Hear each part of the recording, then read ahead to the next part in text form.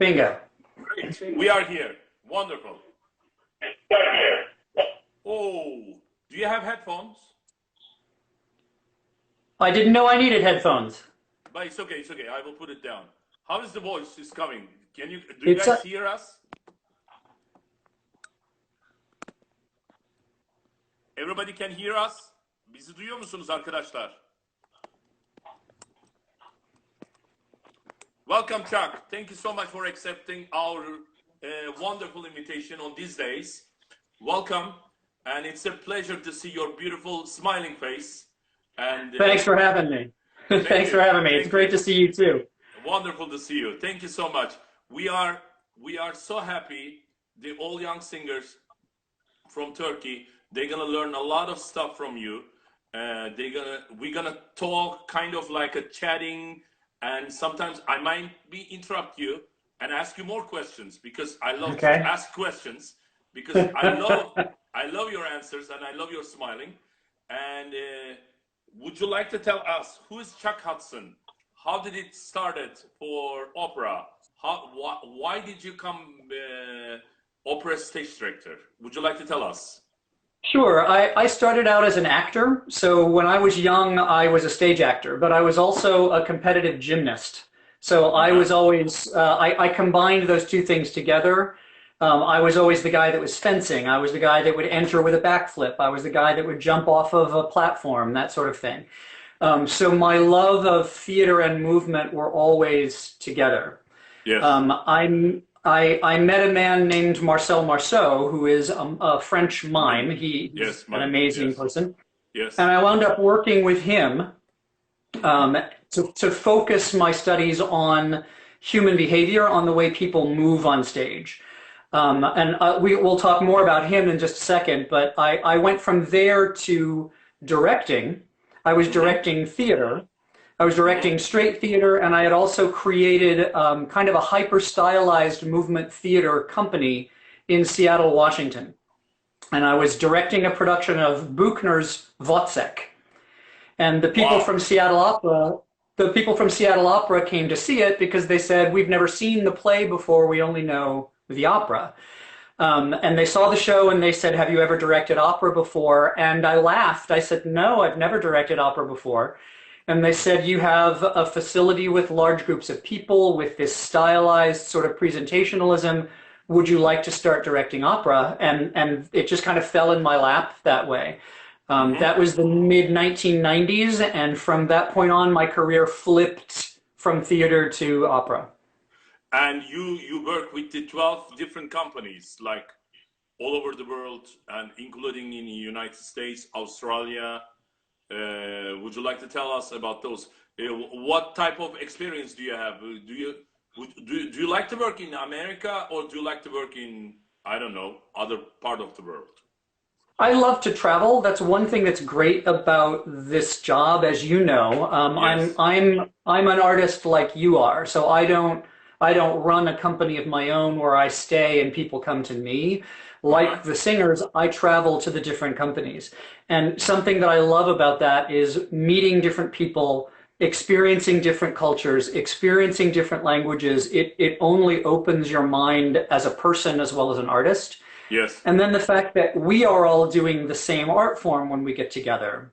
Having singers who speak several languages in a cast together, all of us being foreigners in this country where we happen to be working, it really makes the human relationships happen very, very quickly in an opera rehearsal. Yeah, but as an artist, I work with you, and as a friend also, you are very positive, and you like to cooperate. You like to cooperate with the singers. Why? Lots of stage directors, they don't like to cooperate. They have an open mind. They are not open mind. They have an idea. They tells you like in a sort, like they try to cut you there. And why do you like to cooperate with the singers? Having been an actor myself, I've worked with a lot of different directors, and I know what it feels like to have your creativity cut off. So I think it's very important to be able to support the singer and their own creativity. As you know, in the theater world, I have a lot more time to work with my performers. I'll be in Yes, rehearsals for 8 weeks before we even get on stage. And in the opera world, I sometimes have 2 weeks to put the entire show together. So exactly. opera directors do come with more of a plan and more of a, if you will do what I'm asking you to do quickly, I then have more time to collaborate with you and get your input. As you know, as we've remounted the same show over and over again, we have to train the new singers that come in to do it exactly the way I need them to do it, at which point their freedom of expression starts to turn on. Yes, So that communication is very difficult to find instantly the trust with a singer and to get the singer to trust me. That's very challenging. that is the most important thing. Actually, we need to say maybe we can slow it down because they understand they might be not understand our English. Sure, I'm a fast But talker too. no. You are not fast talking. We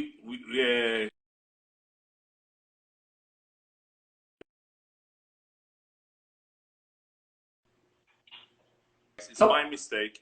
Sorry about you're that. back. Someone was calling That's me okay. because I'm That's okay. connected with the internet and I apologize. I, the most important thing for you to have the trust of the singer, no? Yes. Yes. How did you ended up with someone like looks like a tree, not to be flexible, a ballerine? What do you do for them? This question is It's coming for me in my mind. sure.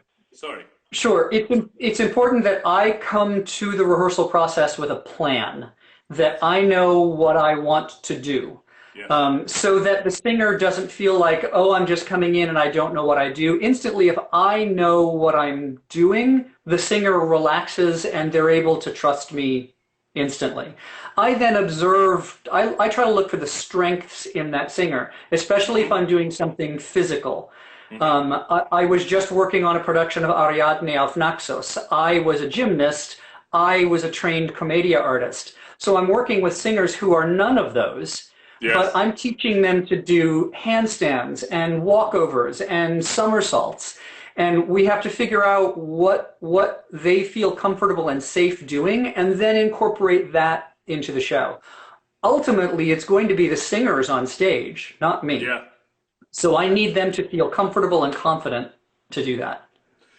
Often singers they are not good actors. No. That depends. I think that's a stereotype. Let's joke Go about ahead. that. Let's joke about that. What do you think about the tenors? Are they good actors? I'm not getting in a Fock war with you. Come on, Burak, come on. We are good friends. Come on. You know, it's those bases that are so challenging. So But the bases can be more flexible, and you like to be for them to be more flexible of and move. of course, especially Burak Bilgili. He's the most flexible person I've ever worked with in my life. Oh, you are so kind. Thank you so much. Why opera audience crazy about physical looking right now all over the world? You know, I think this has to do a lot with your first question about acting. Is that I think audiences want to believe what Uh-huh. they're seeing on stage, just like they believe a play or they believe spoken theater. The challenge is you're singing, you're not speaking. You live in a world where speech is suspended in the Uh-huh. space. Uh-huh. And so gestures need to be suspended in the space. I think people get confused between the word truth and realism. Exactly. For example, if we're doing Otello, Uh-huh. Desdemona is going to be strangled by Othello, and then Yes. she's going to sing for 6 minutes this beautiful More aria before that she takes dies. amazing breath control, and then she's Exactly. going to die. Yes. And we're supposed to believe that she's died from being strangled. Yes. So there's nothing real about that, but there's something dramatically truthful. It takes 6 minutes of beautiful singing with breath support to portray somebody dying of asphyxiation in opera. And that's the thing we have to find.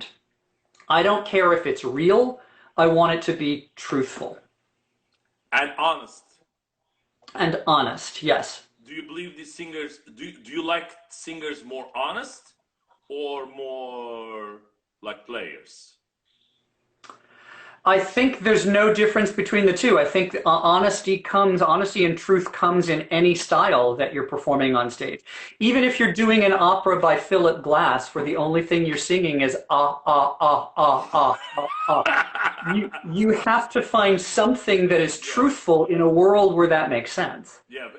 Okay, you are very good with the buff operas because I saw, and you like to work with, you like to work with young singers all over the world. Yes.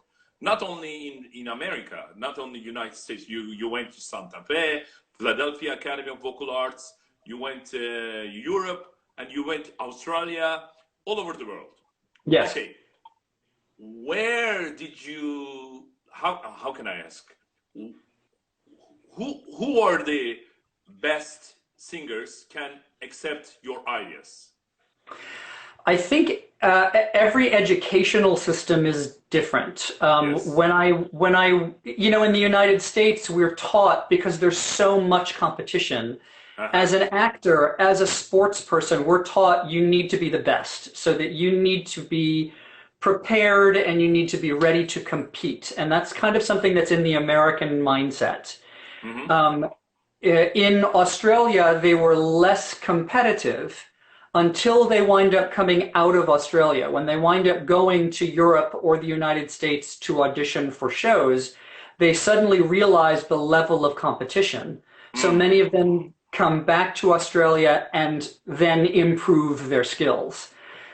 In Germany, for example, there are Yes. more fest houses than there are in the United States. So someone may audition for a house and then work with them for years, Uh-huh. and that it just doesn't work the same way in the United States. And as a soloist, it doesn't work that way either. Taste is different as well. In the United States, there still tends to be an attraction to traditional performances. Mm-hmm. And in Germany, for the past 20 years, there has been Regietheater, where you're much more, the audiences are much more interested in doing something new and New different one. and Yes. innovative. Yeah. And So it, and then they push the stage directors that way actually, mostly because they want them to be new stuff to try it, no, not to be yes. classical way. Yes, but then again, I mean, look at the production that you and I have done together, our Don Pasquale. No one else has done that Done production that exactly, way. exactly. That's a vision that I had for the show. It pleases the traditional people because they are still able to follow the traditional story. They're listening to amazing singers singing the amazing piece that they want to, and they're following the storyline visually. They're understanding it. And that seems more interesting to me as a director. I need my visual direction to be based in the truth of the opera. And that I find in the text as much as I find in the music. More text than music, you are saying. I find them in both, but being a trained actor, my first thing that I go to is text. I look at the story, I look at the character, I look at the action, I look at the vocabulary, and from the text, the creative process starts with me. But of course, for you, music is important too, not only It's the very text. important, and that's the thing is that when I first started directing opera, I was not a musically knowledgeable director, but I was a musically sensitive director. I was sensitive to what the music is doing at this moment and what it takes for the singer to produce the music at that Yes, moment. And yes. the more I learned about music and opera singing and what it takes to do that, I was then able to then merge my creative process with the needs of opera more and more as I develop. I hope that the more opera I do, that I'll get better and stronger at that kind of Okay, collaboration. most young singers they are doing auditions, and we were talking with Lucas about the auditions, the way to present, how they present. Like they have the repertory, they have the aria, but you work with the young singers a lot for auditions, representation. No, how do you call Yes, this? yes. I call it dramatic coachings for Dramatic coachings, auditions. yeah, and you give Yeah. master classes all over the world. And Lucas talked about the technique. there is on the left side, and you call on the right side, and there is something on the center too. Can you explain to me this about this technique, please, a little bit? You have a lot of, Sure. you know, a lot of techniques, but this is more important because a lot of young singers, when they go and they go like that, and even they don't look with their eyes Right. through the people who's listening. And how do you explain this simple way? Maybe I'm sorry. Sure. Well, the audition animal is a very strange thing. We don't want a full performance, but we don't want park and bark, as we say in the United States. We don't want you to stand still and do nothing. Park and bark. Park and bark. Yes. That means, may I tell these things in Turkish? Yes. Park ve bağırmak. Yani duruyorsunuz ve bağırıyorsunuz. Okay, sorry about that. Go ahead. That's okay. That's okay. Wonderful. And I so, love that word, parking and bark. and you get the image. When I say that, you think in pictures of a person standing there and just making sound. And the important thing is to get the singer thinking in pictures, in images. Image and imagination are the same root in Latin-based languages. So many singers are so, especially young singers, are so focused on their technique that nothing is happening visually here. You can see that that they're not focused on anything but the placement of their neck and making sure that their voice is in the right position and lifting their larynx. All of that technique must be there, but they must not be focusing on it or nothing happens dramatically. So getting them to think in pictures is one thing. Proportion is the other. We don't want it to be too big or too small, depending on the space that you're in. So I'm on a camera right now. This is a very restricted space. You don't want me moving around like this, right? Or so it's you don't see hands, no? Right. So it's the same thing in an audition situation, is that you don't have the freedom to move all over the stage, but that doesn't mean we don't want you to move at all. So when I'm working with singers, I try to figure out, first of all, based on the text and the character, what are you doing? What is the story of this moment? What's happening here? And how can we realize that inside this small, restricted space? Now, what you were talking about with Lucas that I had shared with him is that we want that to be a three-dimensional space, not a two-dimensional space. Exactly. So a lot of stuff needs to happen downstage in front of the audience, in that center point. Just like I'm looking at the camera right now, a lot needs to happen there. If you don't mind, Chai, can you go a little bit slower? This is very important. Sure. It's sure. very important. I love it. I love it. Thank you. Sure. So if I'm constantly talking to the camera, you can't tell if I'm talking to different people in the scene. When I'm doing an audition, I'm alone on stage, but I may be talking to 2 or 3 different people. So one thing that I always have people do is to choose which side they want those 2 people to be on. So if I'm speaking to this person, anytime I speak to that person, I'm going to be looking to my right. Anytime I'm looking at this person, I'm going to be looking to my left, which means that in the center, I get to reveal to you how I feel on the inside.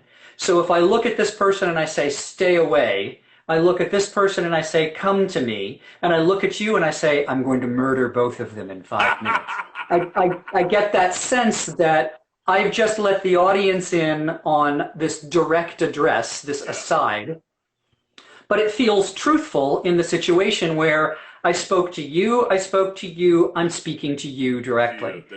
But if I'm sitting downstage and I go, I'm looking to the right and thinking about that person and looking to the left and thinking about that, you don't see anything.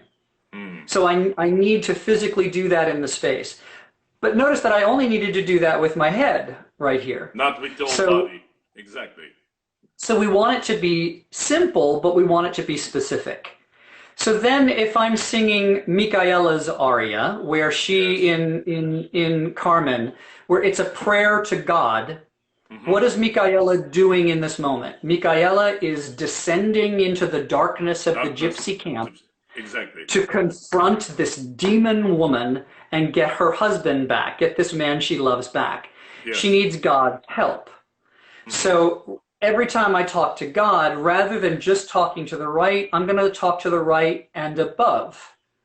So suddenly that three dimension comes in. If I go, vous me donnerez du courage, every time I talk to God, I'm going to look in that position. Opposed to God in that scene is Carmen. Mm-hmm. So if God is to the right and above, what if Carmen is to the left and below?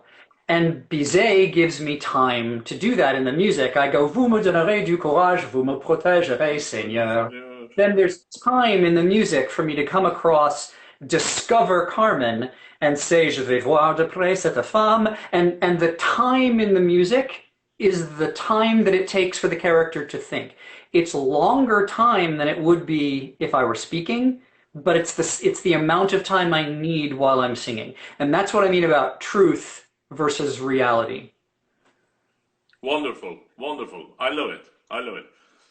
But you are very good with buff opera, like we did Don Pasquale together. And Yes.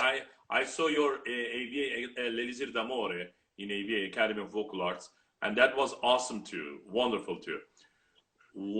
What is buff opera for you? What is this comedy comes from? How did you build that comedy? I love comedy. I think comedy and as much as I love drama, comedy is one of the most healing things for audiences. Being able to laugh.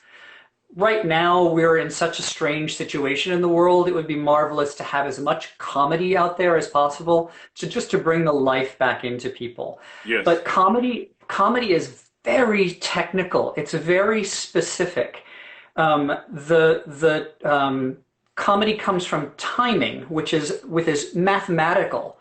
Working with Marcel Marceau, he created an exercise to help develop comic timing. And this is the exercise that we did together at the beginning of Don Pasquale. It's a physical exercise that I do every time I direct a comedy. I do this exercise because it gets us all sharing the same comic vocabulary. Trying to be funny is not comic. Trying to be funny is kind of selfish. And the more you try to be funny, it doesn't get a laugh. We laugh at certain things, and the things that we laugh at are always very serious to the person that is doing them. They just happen to get a laugh. So trying to structure that comedy in rehearsal is tricky, because the more you structure the comedy, the cleaner the comedy is for the audience, and the less comic it feels to the person who's performing it. The first time we improvise something funny, it feels good, and that enthusiasm feels good. That's the way the audience needs to feel every night, even though you're doing it every night the same way. So figuring out, just like you break down a run in your voice or a melisma, you don't just sing any old note you want to because it feels good. You know exactly what notes it takes to create that line. It's the same thing with comedy. We need to know exactly what actions and the timing and the dynamics of those actions that creates a musicality, a rhythm and a dynamic, just like the rhythms and dynamics of music, that makes any audience laugh. Whether they understand the language you're singing in or not, they understand that comic timing because it's universal. Yes. Okay. Have you ever been involved with musical notes for the conductors? I like to share the notes. I like to be in note sessions as much as possible. The sing through, for me, I learn so much about the performers, about the conductor, about the very personal relationship that you have in rehearsal with the conductor, and about how you are personalizing things that I may not have heard on the recording because that singer wasn't doing it that way. Exactly. You're going to do something different. That's how I get to collaborate. I get to hear those things. They either support what I want to do or they make me rethink what I wanted to do in those moments. So being in on those notes, I learn a lot, and it helps me a lot. We often don't have time to do that. We don't have time to be in on each other's notes a lot of the times. Yeah. But the timing is the most important thing. Is the music also has a timing too. But Yes. you need to be connected with everything, with acting and music should be together. And Yes. sometimes you give notes for the singer saying like, Yes. maybe you shouldn't hold that high notes too much for the tenors. No? I don't say those notes. I don't say those notes. No. I'm trying to pull you. Come on, help me. There Okay. are I know what I know. Yes. And the conductor knows what he knows. So if I start giving musical notes and the conductor starts directing the show, it just becomes a mess, Who's right? gonna do it? So Who's going to do it? I Who what?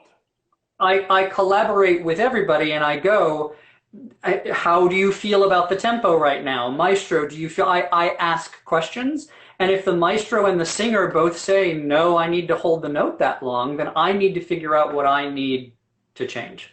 How did you ended up ideas about silence movie character on Don Pasquale? You know, originally the show was going to be Downton Abbey, Don Pasquale. We were looking at how to, at the time that we created it in 2014, well, we created it in 2013. Downton Abbey was very popular, and we were trying to see, is there a way to make Don Pasquale work in this manner? And I Uh-huh. said, well, let me look at it. I was on vacation in California, and I went to Hearst Castle. It's a mansion that the man Randolph Hearst who owned this mansion used to invite Hollywood movie stars in the 1940s and 50s to have parties at this mansion. Yes. So I'm sitting there looking at this mansion and I'm looking at pictures of Clark Gable and Lucille Ball and all of these movie stars having a party at this mansion. And I Mm-hmm. instantly thought about the chorus scene in Don Pasquale. And I said, what kind of world would it need to be where that scene happens? So I then started looking back, if we're setting this in the early 1950s, who would Don Pasquale have been in Hollywood? He would have been from a previous generation. If he were an actor, that would be silent movies. Suddenly the movie Sunset Boulevard kicked in. And that's where the design team and I started sitting down going, can this work through the show? And see, that's important to me as a director, is that those are great ideas, but if the script and the music and the story does not support those ideas, I need to change them. So going through the entire show, I realized, yep, those images work all the way through the Perfect. show, and it works Exactly. perfectly. Yeah. Exactly. And I love it when the robot attack, saving the world, Yes. Pasquale, and the Sheikh of the Arab, who's running with the camels and the belly dancers Yeah. and everything. I love your ideas. I love it. I love to work And with you. remember when we first did the show together and you were Yes. not yet ready, you were not No, trusting it, no, you were no. like, this is funny, no one's Funny going to laugh at this. because I And I I was like, and I kept because saying, trust it, trust it. And I again, as you know, I had to earn your trust, you had to earn my trust. And the minute that happened, suddenly that creativity and that enthusiasm kicks in. all Cincinnati Opera was laughing like they love the production, and Yeah. wherever we went this production together, we went Atlanta, Cincinnati, and Fort Worth, and we're gonna go to Detroit hopefully, Yes. and wherever we go, everybody loved. Without me too, everybody loved your show, and it's a great show. And okay, uh, is there any difficulty working with any singers on stage? Did you have any experience? You know, I think a lot of the difficulties for singers comes from fear. If I'm Fear, asking them to do so, stage fear, asking them stage to, fear. or just taking an emotional risk. If I'm asking them to do something that makes them anxious. For example, singers always talk about how revealed their voice can be if there's not a lot of orchestration underneath it, and that is a moment of vulnerability for Yes. you because it's just you that's out there, and that I, as a director, want to find that from an emotional standpoint as well. At what point does the character feel emotionally revealed? And it's at those moments, a lot of times, that some of the trickiest technical singing is happening. So this again, we get that thing of truth and reality. I don't want you, the singer, to genuinely feel the emotional state like I would if I were doing a movie with an actor speaking. Because if you were genuinely crying and overcome, you couldn't breathe, you couldn't support, your voice would get all tight, you wouldn't be able to sing it. So Yes. in rehearsal, sometimes we have to go too far or not far enough. And that's where opera singers and conductors, they get a little scared because they go, no, no, no, don't go there because the music didn't sound good. But then I say, I know. So now let's give the impression to the audience that you are emotionally going there. But what do you need to do as a singer to sing healthily and to sing well? And that's the construction that we need to find. And again, trust. Once I figure out what a singer is frightened about and find out what their strengths are, we can communicate. It doesn't happen all the time. It doesn't work all of the time. But that's where I like to come from. Okay, I'm going a little bit, not the buffo stuff, a little bit more serious. Opera Okay. composers mostly choose great libretto and the great stories like Macbeth, for example. Why do you think Giuseppe Verdi may have composed his works differently on Shakespeare? Why? Like, I should say, there is another King Lear. It's not like sound like a Verdi, or I don't know, another Macbeth. There is another. Is there any Macbeth? No, I don't think so. But why he write for wonderful music for Falstaff? Why? Every artist has their own point of view about something. Yes, yes. For example, you were just talking about King Lear. When I was a young actor, I was a small role in a production of King Lear. Mm-hmm. When I moved to Paris, I wanted to go see a movie in a different language with French subtitles so that I couldn't rely on English at all. And there was a Japanese movie directed by Akira Kurosawa called Ran, R-A-N. I had no idea what this movie was about. I went and I watched it. I was looking at it, I was watching it, and suddenly I went, "Oh my God, this is King Lear." Wow. And it wasn't the King Lear I was expecting. It Yes. was a Japanese director's vision of King Lear. And that's what I do as a director. The director's vision of the work has to come through. So a composer does the same thing. The composer may or may not have ever even seen or heard Macbeth in English. Verdi may have only seen or read Macbeth in Italian in its translation. We don't know if he actually heard it or saw it in English before. His Lady Macbeth is developed differently than Shakespeare's. There are Shakespeare's. things there are things that Lady Macbeth goes through in the Verdi that she doesn't go through in Shakespeare. And that again may be this artist going, as I'm reading the Shakespeare, I want to know more about Lady Macbeth. Let me create something more for Lady Macbeth. Now notice that he didn't say Lady Macbeth suddenly bought a poodle and got on a rocket and flew to Mars. He didn't do that kind of creativity. He still found faithful construction from the text of Shakespeare to create what would Lady Macbeth do if I could make her sing? Okay, if you have, I don't know, you never been in Turkey, you never came to No, Turkey, and hopefully we would love to see you in Turkey. I would If love you it. if you have a historical places, historical theaters, would you like to use a lot of sets, decor, or details? Like, if you have an amazing acoustic, like we have a one wonderful theater, South Turkey. It's called Aspendos. Amazing acoustic. You can turn your back and sing. Sounds goes everywhere. Hmm. How do you come up? Like a dream question for you. I'm so sorry. Like, if you think like a very historical place, what did you do? How did you come up with the some production? Like, I don't know. Sorry, sorry to ask you this way.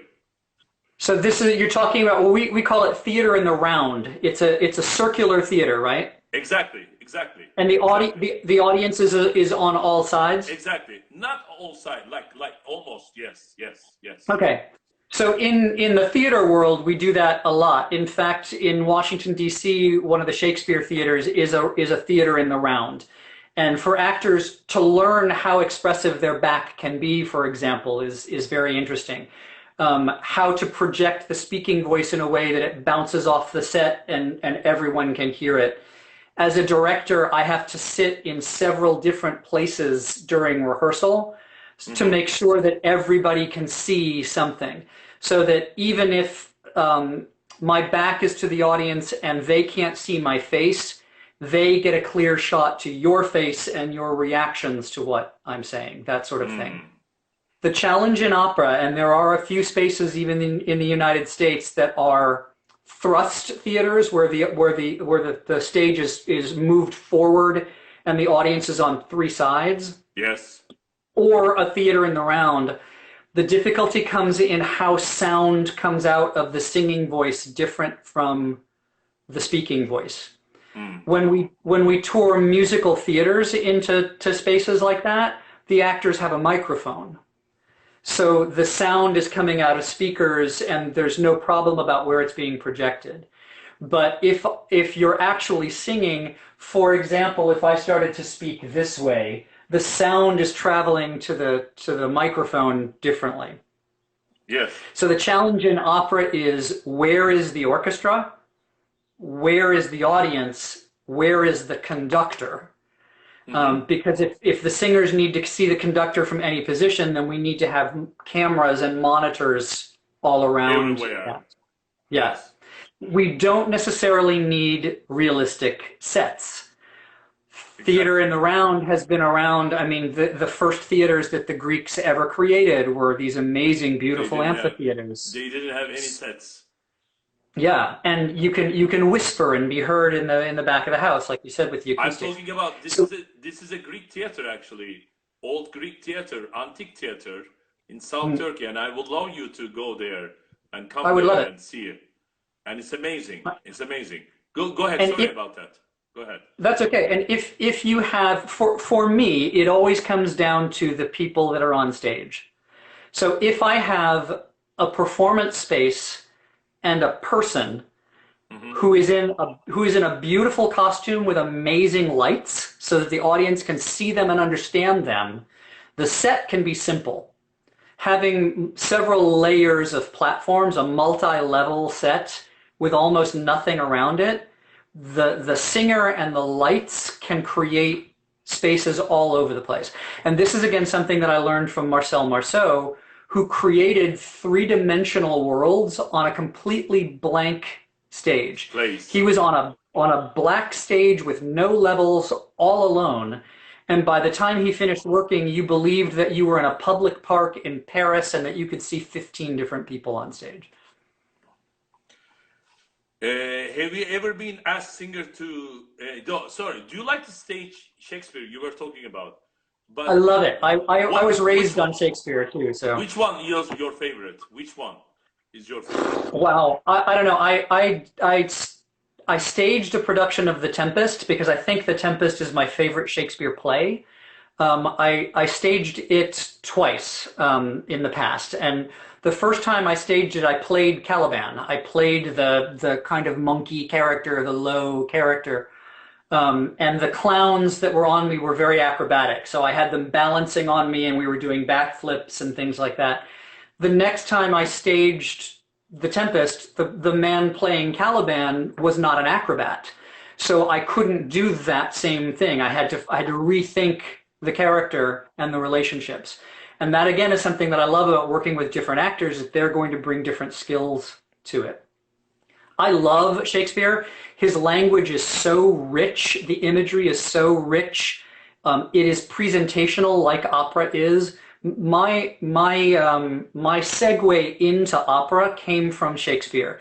I think like I think directing Shakespeare when I'm directing opera. It's not contemporary realism. It's not a movie script. It's not just conversational.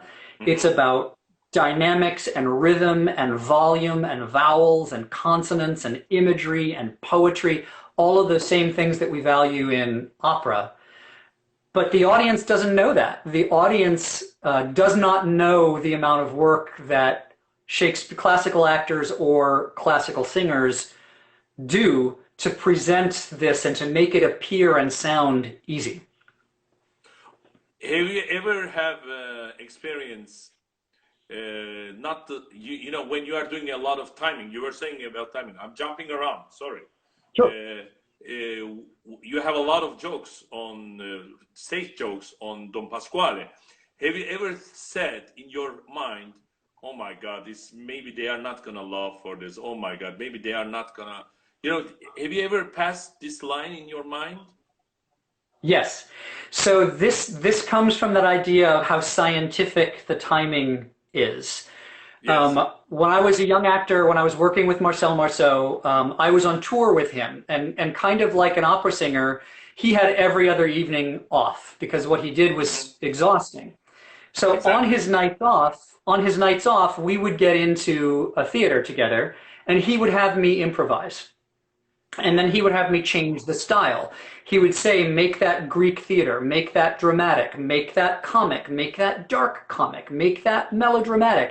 So we would find the different styles to do those things with.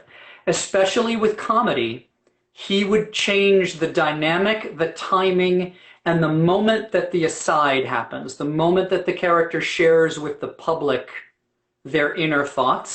That means And there is when you there is change no, sorry, sorry to interrupt you. That means there is no third wall. That means there is no between fourth wall, audience. correct, Exactly, correct. exactly.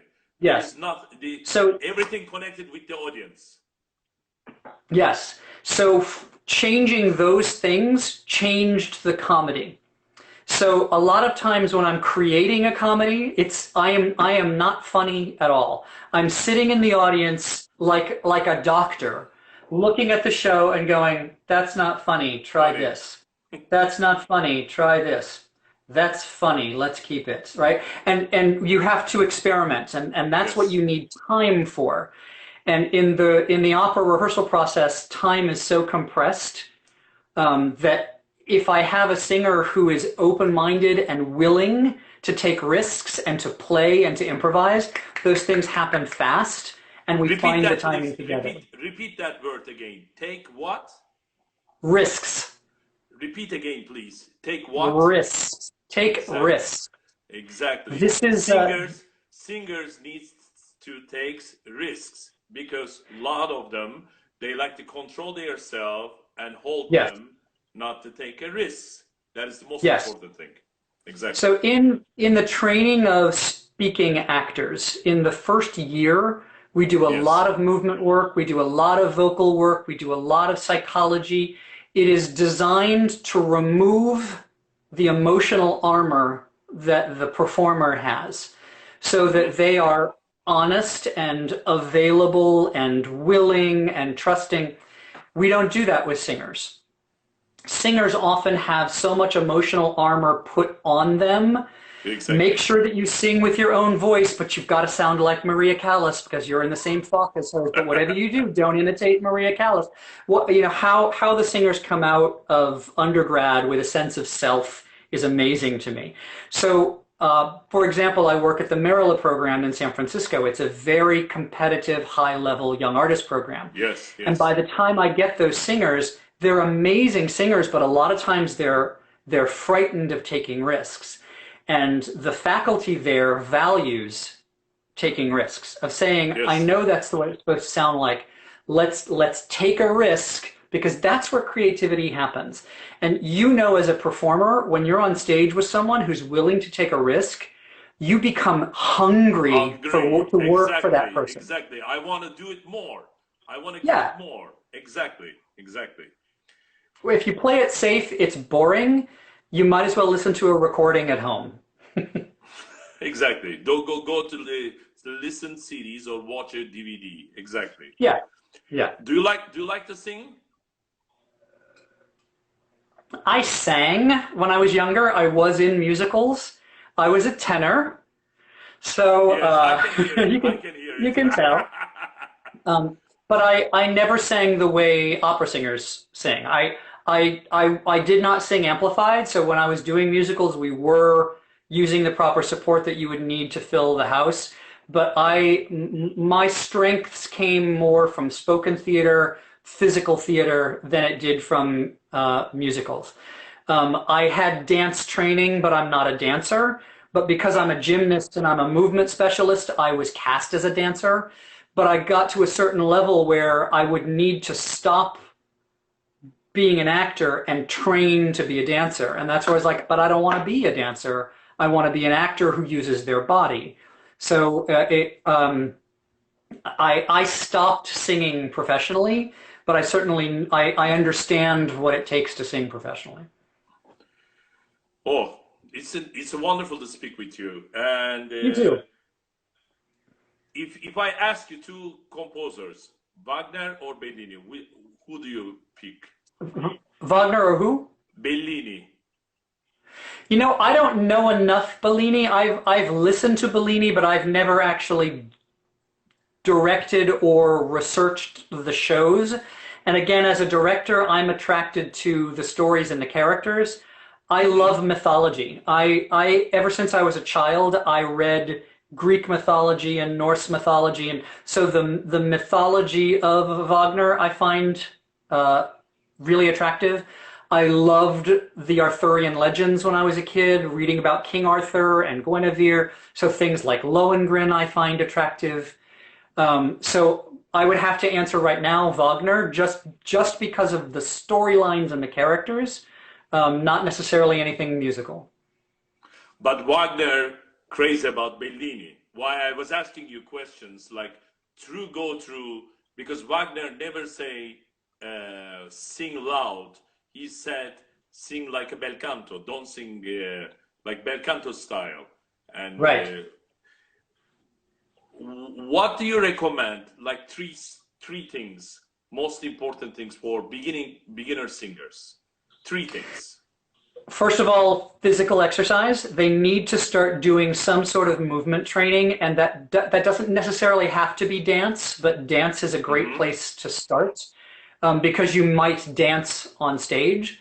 So period style dance, how to waltz, how to do a gavotte, how to do a minuet, those things are great. But even like, especially men who are challenged by being adults and starting something like ballet, they wind up feeling very anxious about that. I say look at Yes. Tai Chi, because Tai Chi is as graceful and powerful and elongated as dance is, and it gives you the same sense of line and control. Fencing also gives you that. That's one reason that classical actors study fencing, is it gives you a sense of distance and control and vocabulary. Fencing Um, means a scream. A scream. You are talking about. Eskrima, yeah, Yes. yes. So, and just like music, fencing, eskrima has 7 different positions out of which you can create anything. Music has 7 different notes, simplification, out of which you can create anything. So that vocabulary is also great. Get into an acting class. Get into a genuine acting class, not an acting class that's I'm going to teach singers how to act. Take the risk, take an acting class, because it'll teach you to read the libretto, not just for the storyline, but for character and for action. Mm. Singers in general don't know what an action Action. is. They think of it as an activity, not as an action. So I always give the example, the American musical South Pacific. Yes. There's a woman in a shower shampooing her hair, and the song is, I want to wash that man right out of my hair. It's not a song about shampoo. Exactly. The activity is shampoo. Shampoo. The action is something else. And this is the same thing that I say to Don Jose when he brings me the flower aria. And I go, you know, this is not a song about a flower. And he says, what? And then the soprano who comes to me with Marguerite's aria, the Jewel Song. Yes. And I say, you know that this is not a song about jewelry. And she says, what? So again, learning how to read a script deeper. It's like me taking the full score of an opera and only reading the melody line. You Yeah. know how to read deeper. So Yes. actors look at a libretto, they look at a text, and they know how to read deeper than just the storyline. And that's kind of what I teach in my acting master classes for singers. It sounds really tedious, but it's how to read a libretto for action and character. And then how do we manifest that on stage? That's where the physical work needs to come in. Have you ever find singers not connected on stage and then say like forget about? Oh, I never forget about them. I try to figure out what they need. For example, Rake's Progress, Stravinsky. It's complicated music. He's changing time signatures all over the place. I'm asking a singer to walk down stage, down a stairs, with cards in their hand. And I had one singer look at me and say, "Can I just stop and stand still right here and count to 7?" And I'm like, yes, I needed to find a dramatic reason for that. What is causing that character to hesitate at that moment? Because the audience doesn't want to see a singer counting to 7. They want to see a singer hesitating in the moment and then continuing to do something. So that's part of that communication with the director. Tell me what you need, and I can tell you how we can get there. Like mostly in ABA, what they say for the singers: first listen, second understand, third do it. Not to be like everything like that, not to be mixed. In your mind, is it important to be understand or to do it? What do you think? What is the important thing when you give somebody's acting, like saying like, okay, do this? Do you show this to the singer, or do you want them to be understand? What is the most important thing for you? That depends on the singer. I in the first 3 days of Okay. rehearsal, I have to figure out how to approach a singer. Some singers like me to explain to them what I'm doing. Some people want me to give them a sense of an emotion. I will say it needs to be hotter or colder. They know what to do with that. Some of them I have to walk them on the stage and show them what I'm doing, and they like that. Sometimes singers are not physically focused and they don't understand what I mean, so I show them what I want and then they can imitate that. But I don't want them imitating me. I want them, eventually they have to do it. So I begin by trying to explain it as clearly as possible. To do that, I use verbs, actions. So acting comes from an action, action comes from a verb. Verb. Lots of directors speak in results because actors are trained to think in verbs. Singers are not trained to think in verbs. So your average director is going to say, "You're angry, enter the room, say your line to the soprano." And the singer is going to say, "How do you want me to enter the room? Why am I angry? How do you want me to say this?" Because they're needing direction. Mm-hmm. So for me, I would use verbs. I would say, burst into the room, claim your territory, nail the soprano to the wall with your text. And the singer sees themselves doing that. They don't ask questions after that. They go, "Get out of my way and let me do that," right? Exactly. So the same path is there. They need to hear me. For them to understand, I need to be clear.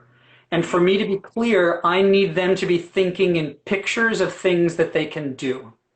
So that's how I like to modify my vocabulary, is to try to speak to them so that they can see themselves doing it. Do you have you ever built a new technique for yourself, or like you can call this is my technique? Have you ever say these things? You know, I think there's nothing new under the sun, as Shakespeare would say. Everybody has done everything. Think. I had a Yes. friend of mine that said if you listen to Bach, you've heard everything that's ever been composed, right? Because Exactly. he It is tried so many different variations. So exactly. I think there are certainly new combinations of things. I do not do what Marcel Marceau taught me. I took elements of his teaching and turned them into my way of doing things. And Mm. that's what I share. I had many teachers that taught me many valuable things. Um, I take them to figure out what works for me, and then what works for me, I try to make work for other people. As a teacher, if I see that it doesn't work for them, it's not that they're wrong, it's that they have a different way of doing it that I need to figure that out. I need to find out what works for them. Chuck, it's a wonderful to speak with you. We almost speak 1 hour. It's we went a little bit fast, but I would have say a lot of things we talk about, and I want them to watch this video again if you give us the permission, because Totally, yes. it's a lot of nice stuff, nice ideas. It's a lot of very good words there to be young singers who are starting their career. They need to understand what do they have to do, because they need to work, they need to study, they need to be disciplined, they need to wake up early and study and study and study, not to be crazy about watching the CNN or Yeah. whatever, talk about the scientists about this stupid virus, and or talk about the racism or anything. They do the work and being an artist and being productive, and listen to music and study. What do you think Yes. about that? And Now is a great time to do all of that. I exactly, myself have a list of things that I have wanted to do that I didn't have time for, that I'm sitting down now and going, I have no excuse not to do those. So I have to exactly, sit down and do them myself. exactly. You've got to structure your day to do it. And yes, you have to structure relaxation into that day because it is a stressful time right now. Yes. But this is a great time to learn a new skill, to read an acting book, to watch videos about different dances on stage, to learn those skills that they need to learn. It's a great time to do that. I thank you for inviting me to being a part of this. This is something that I value, this kind of reaching out not only to young artists who I will eventually be directing in the future and Yes. having this vocabulary, but this sense of world population that we are. This is an international population that we are Hmm. as artists, and Hmm. that's the thing that's going to save the world coming Yeah. up. We keep talking about money and business and things like that, but it's the artistic ambassadors to the world that we are and that we will be. And so we Okay. need to be ready for that.